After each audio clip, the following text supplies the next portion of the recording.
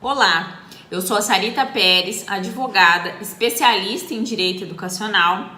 Sou consultora na área pública, na área de educação pública para diversos municípios. E o tema da nossa palestra hoje é justamente sobre a educação, o direito à educação em tempos de pandemia.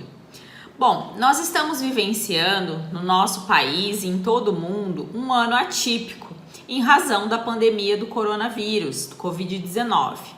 Essa pandemia forçou aí todos os países a adotarem medidas de combate e prevenção ao vírus, ao novo vírus. E essas medidas de combate e proteção geraram inúmeros efeitos, seja na área da saúde, na economia dos países, como também na área da educação. Isso porque o direito à educação é um direito fundamental assegurado na nossa Constituição Federal. Contudo, desde o mês de março deste ano, nós tivemos aqui no nosso país a suspensão das aulas presenciais em todas as redes públicas e privadas de ensino. Todas essas medidas, como eu disse, em razão aí medidas de proteção e combate ao novo vírus. E a partir dessa suspensão de aulas, nós tivemos inúmeros debates sobre a preservação do direito à educação, mesmo num estado de calamidade pública ocasionado por uma pandemia. E é justamente sobre isso que eu quero discutir e refletir aqui com vocês hoje. Como é esse direito à educação assegurado na nossa legislação, falar um pouco sobre o ensino obrigatório no nosso país, quem tem competência para cumprir com essa obrigação de oferta do serviço educacional, a parceria do poder público e da família em relação à preservação desse direito, tá? E falar um pouco sobre o direito de aprender do aluno, mesmo diante desse cenário tão atípico. Falar sobre as garantias que a nossa legislação educacional atribui aos alunos que estão em faixa etária de ensino obrigatório e as responsabilidades que o poder público e as famílias têm para a preservação desse direito. Então, a partir da suspensão das aulas presenciais em todo o país, questionou-se a possibilidade de esse ano letivo estar finalizado. Inclusive a possibilidade das famílias optarem por não dar continuidade à matrícula dos seus filhos nas redes oficiais de ensino por conta da pandemia. Sempre a fala no sentido de que esse ano letivo já está perdido porque não estão sendo ofertadas atividades presenciais. Mas não foi bem isso que aconteceu. Logo no início da pandemia, com a suspensão das aulas presenciais, houve todo um debate e uma mobilização dos sistemas de ensino de todo o país em continuar a ofertar as atividades pedagógicas aos alunos, mesmo por meios remotos. Ou seja, esse aluno que antes frequentava as redes oficiais de ensino presencialmente passou a receber atividades em sua casa, em sua residência, por meio de atividades não presenciais, com ou sem o uso de tecnologia. Então, muitas redes de ensino que não estavam preparadas para a oferta desse tipo de educação, desse tipo de atividades remotas, passaram inclusive a ofertar atividades impressas, escritas, livros, apostilas, atividades impressas, e outras redes mais estruturadas passaram a fornecer o serviço educacional, prestar o serviço educacional com o uso de tecnologias, uso da internet, os meios de comunicação, redes sociais, WhatsApp, Facebook e variadas formas de comunicação com o uso de tecnologias. Sobre a educação superior, é importante frisar que no nosso país já havia regulamentação em relação à oferta de cursos na modalidade de educação à distância e muitas instituições de ensino superior já tinham implantado cursos na modalidade EAD. Mas infelizmente, na educação básica, que envolve aí a educação infantil, o ensino fundamental e o ensino médio, nós não tínhamos, primeiro, regulamentações claras sobre a oferta de modalidade de educação à distância para esses níveis e modalidades de ensino. E nós não tínhamos também uma estrutura das escolas, dos sistemas de ensino, para uma estrutura suficiente para a oferta dessa modalidade de ensino. Então, na educação infantil, nós tivemos uma adaptação mais rápida, porque muitas instituições já tinham se estruturado para a oferta de alguns cursos na modalidade de educação à distância, o que não aconteceu aí nas redes de educação básica, sejam públicas ou privadas. Elas demoraram um pouco mais para se mobilizar e continuar prestando o serviço educacional por meio de atividades remotas, e aí não necessariamente configurada como modalidade de educação à distância, que requer aí o uso de tecnologias. Então, alguns sistemas de ensino, como eu disse, optaram dentro aí da sua estrutura e da sua autonomia em ofertar atividades impressas, enfim, mas continuaram prestando o serviço educacional. E aí a gente chega numa questão que é um dos pontos que eu quero debater aqui com vocês hoje. A questão do ensino obrigatório. O que a legislação do nosso país garante aos alunos, garante aos cidadãos? Nós temos lá no artigo 208 da Constituição, o inciso 1º, que diz que o ensino obrigatório no nosso país, ele vai dos 4 aos 17 anos de idade. Então, essa faixa de idade, ela abrange o chamado ensino obrigatório. 4 e 5 anos, nós temos o nível de educação infantil na etapa de pré-escola. De 6 a 14 anos, nós temos o ensino fundamental. E de 15 a 17 anos, nós temos o ensino médio. Tá? Então, essa faixa etária, de acordo com o artigo 208, inciso 1 da Constituição, é considerado ensino obrigatório. A faixa etária de 0 a 3 anos, que envolve aí as crianças em idade de creche, ela não é prevista na nossa legislação, na Constituição Federal, como uma faixa de ensino obrigatório. Entretanto, nem por isso o poder público deve deixar de ofertar esse ensino para quem busca, para as famílias que buscam, junto ao poder público, a oferta dessa modalidade, dessa etapa aí da educação infantil. Tá? Por quê? Porque lá no mesmo artigo 208 da Constituição Federal, no inciso 4º, nós temos lá dizendo que é dever do poder público ofertar a educação infantil para crianças de 0 a 5 anos de idade. Então, da faixa etária de 0 a 3 anos, o ensino não é obrigatório. A partir dos 4 anos de idade, que já abrange aí as crianças em idade de pré-escola, aí sim o ensino é obrigatório. E o que isso significa? Quando a gente fala de ensino obrigatório, previsto na Constituição Federal, o que isso significa? Significa que tanto o poder público tem o dever de ofertar esse ensino na rede pública de ensino de forma gratuita, como também é dever da família efetuar a matrícula do seu filho que esteja nessa faixa etária de ensino obrigatório na rede oficial de ensino, seja ela pública ou particular. A única discricionariedade que a família tem, portanto, é se vai matricular o seu filho na rede pública ou na rede particular. E aqui uma questão interessante, a questão do ensino domiciliar, do chamado homeschooling. No nosso país, nós não temos ainda regulamentado o chamado ensino domiciliar. Portanto, a única discricionariedade que a família tem é se vai matricular esse aluno, essa criança ou adolescente de entre 4 e 17 anos na rede pública ou particular. Essa é a única escolha que a família pode ter por enquanto. Ela não pode ofertar o ensino em casa, o ensino domiciliar. E no ano de 2018, o Supremo Tribunal Federal decidiu um recurso extraordinário abordando essa questão do ensino domiciliar.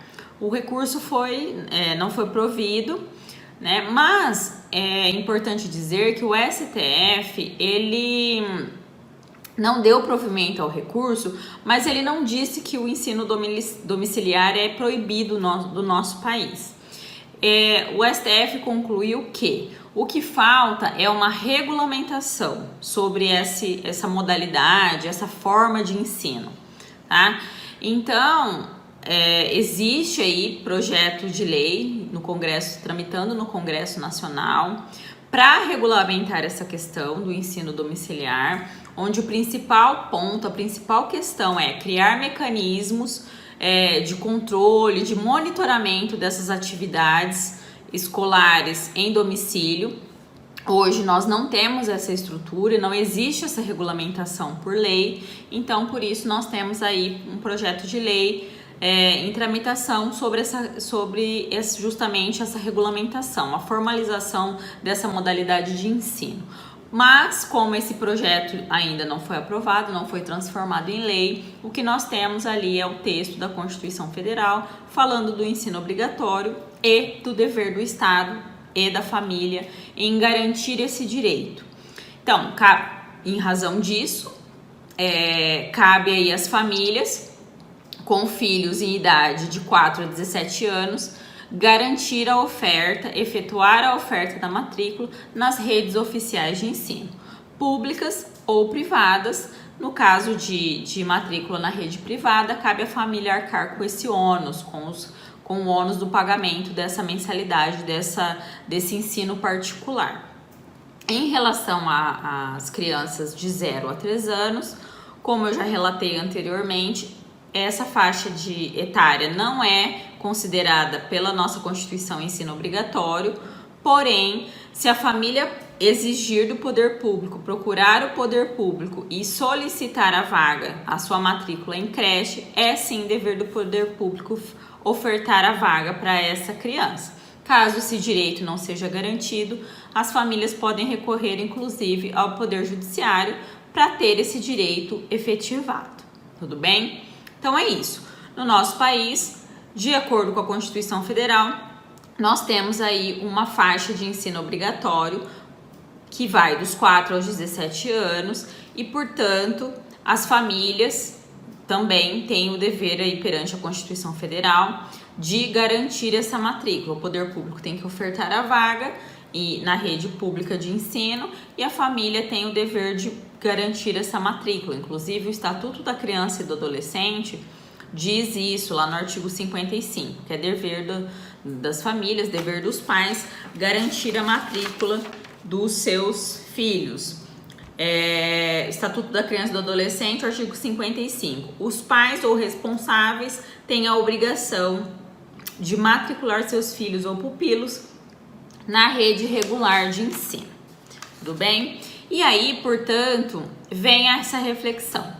Bom, nós estamos vivenciando um estado de calamidade pública em razão da pandemia do coronavírus.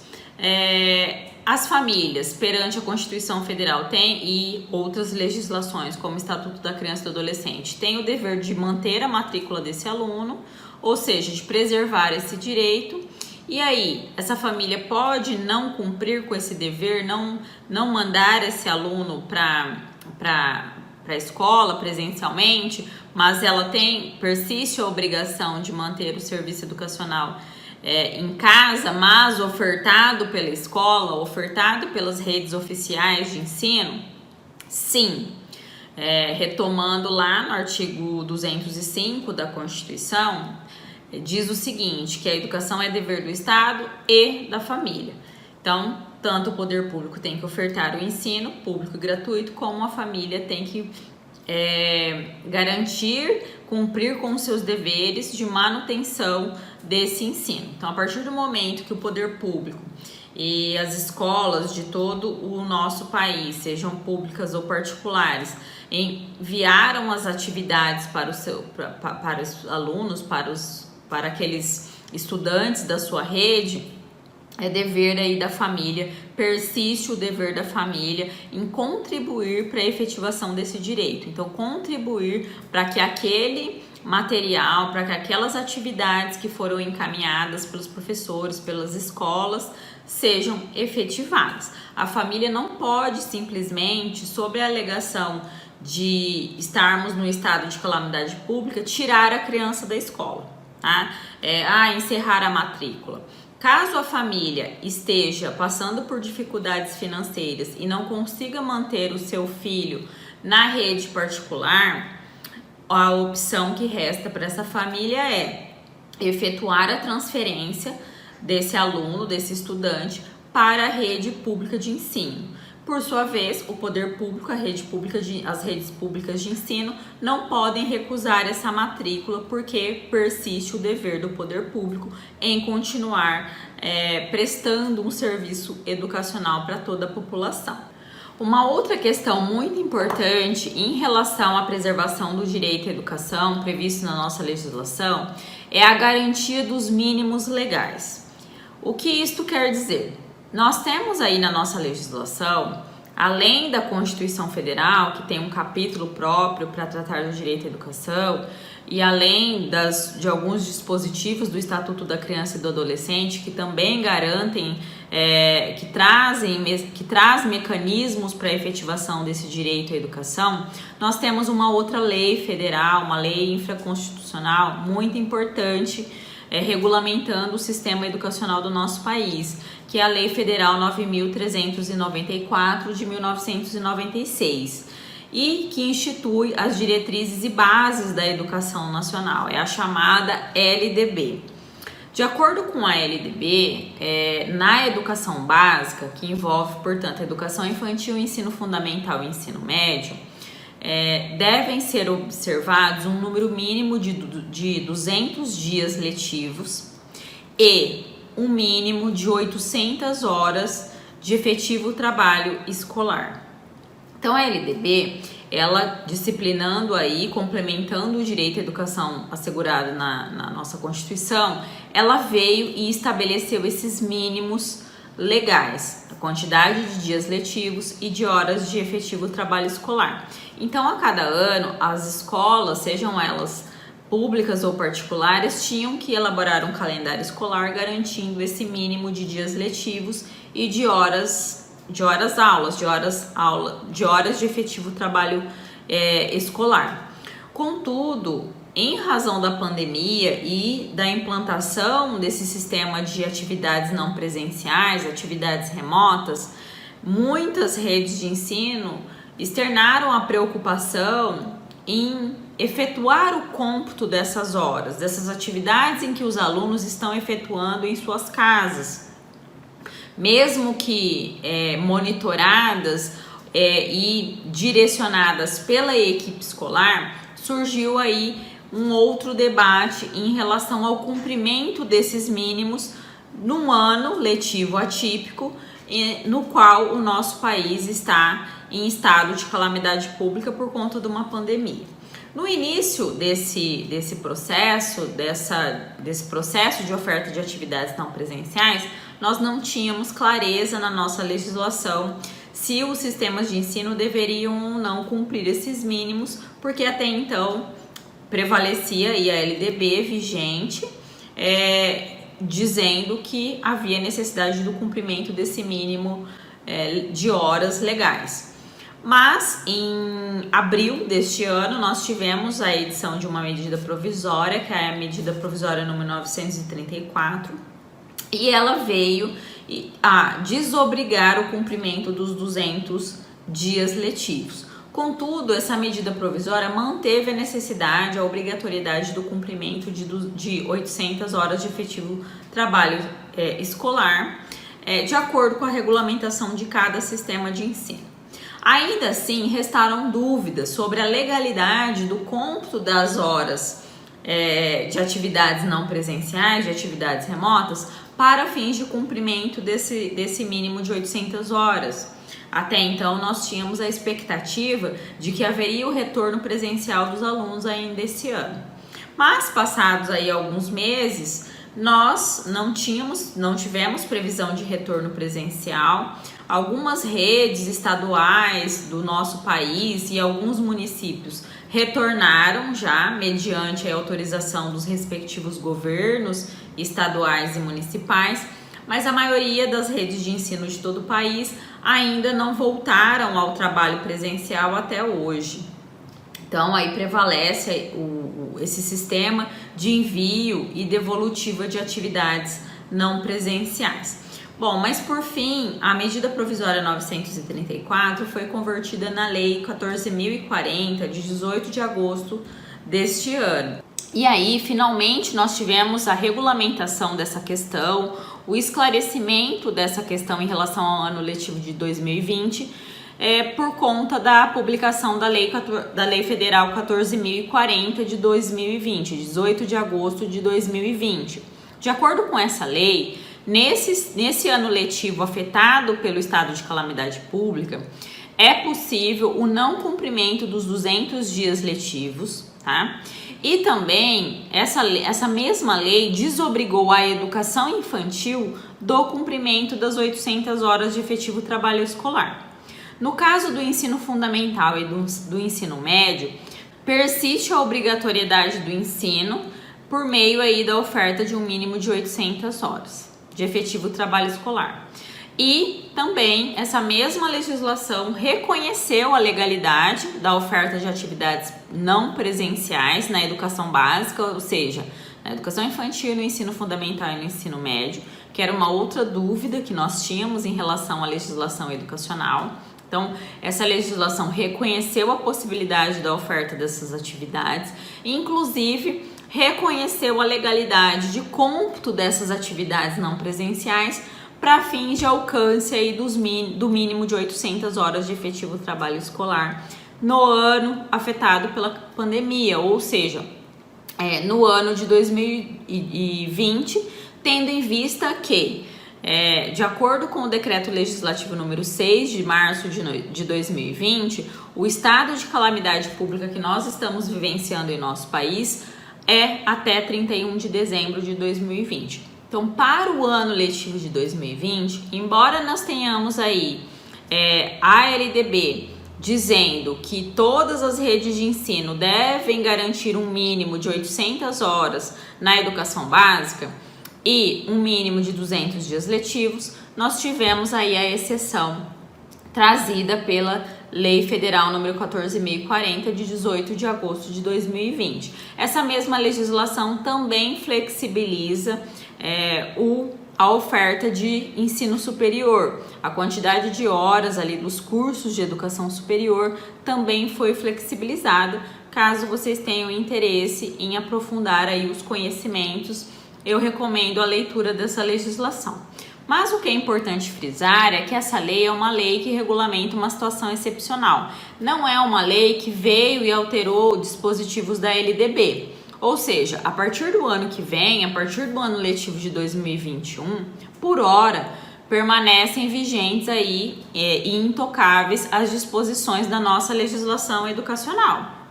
Constituição Federal permanece vigente, LDB com os mínimos de dias letivos e horas de efetivo trabalho escolar também, e aí também o Estatuto da Criança e do Adolescente, que não sofreu por hora nenhuma alteração. Para que esse sistema educacional então seja mantido, mesmo num ano atípico, num ano letivo de calamidade pública, é indispensável a parceria entre a escola, né, a equipe escolar, os membros da equipe escolar e as famílias. Então, nós nunca tivemos tão em evidência lá essas obrigações da família e do poder público em relação à educação. Nós nunca tivemos essa questão tão evidenciada como nesse ano letivo de 2020, porque o trabalho educacional, ele só vem sendo desenvolvido por meio de atividades remotas por conta do apoio incondicional das famílias. As famílias estão exercendo aí um papel fundamental para a continuidade da oferta do serviço educacional e preservação do direito à educação dos alunos. E para finalizar, pessoal, eu gostaria de só fazer uma reflexão em relação a esse direito de aprender do aluno. Então, ainda que nós tenhamos um ano atípico, com uma legislação que flexibilizou os mínimos legais, nós não podemos deixar de preservar o direito de aprender do aluno. Por quê? Porque a nossa legislação educacional, ela permanece intacta.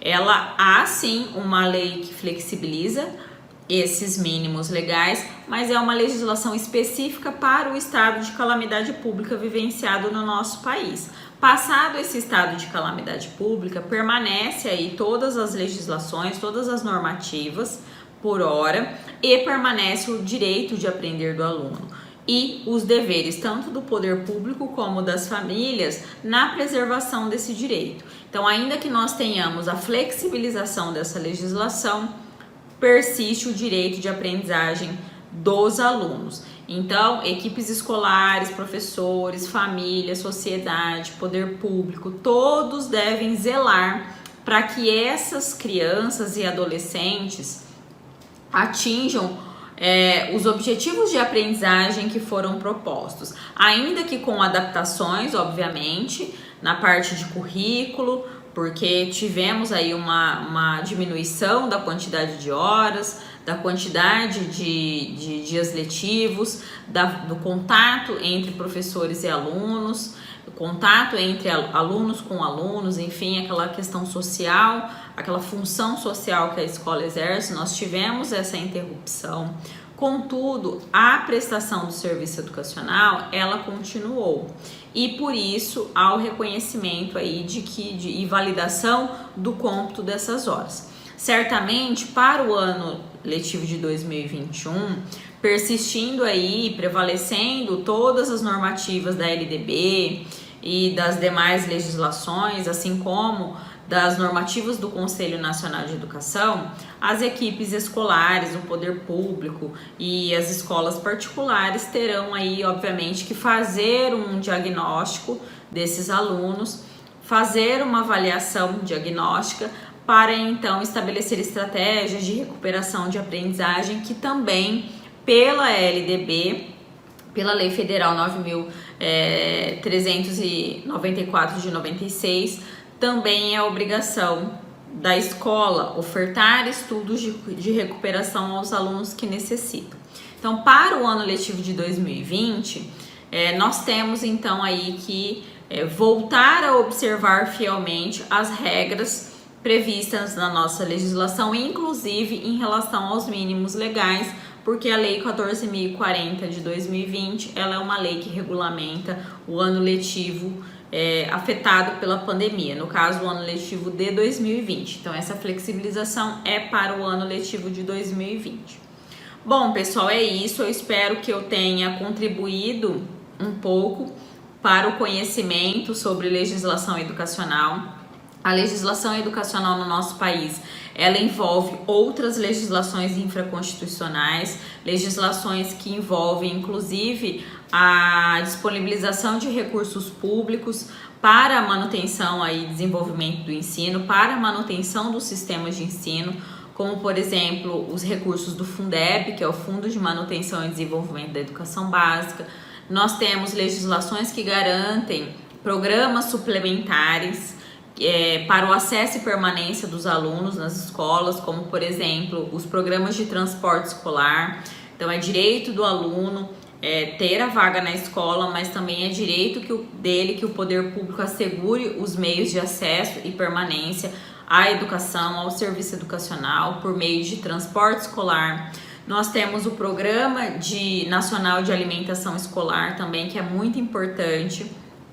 Tá? Então, para a efetivação desse direito, o poder público deve garantir e deve criar mecanismos e condições para que essa criança, para que esse aluno, ele tenha preservado a sua segurança alimentar. Então, nós temos também legislação regulamentando o Programa Nacional de Alimentação Escolar, que também foi uma questão muito discutida durante a pandemia, na qual resultou de uma alteração na legislação até então existente, garantindo que fosse ofertada a merenda escolar em casa. Então, mesmo durante a suspensão de aulas presenciais nas redes públicas de ensino de educação básica, houve uma alteração legislativa para que esses alimentos fossem distribuídos às famílias por meio de kits de alimentos. Então é isso, existe toda uma gama aí de legislação educacional, é um tema muito importante, muito relevante, e eu espero que eu tenha contribuído para que vocês tenham um pouco de conhecimento nessa área tão diferente, uma área tão específica do direito, mas também tão importante, tão relevante. Muito obrigada, até mais!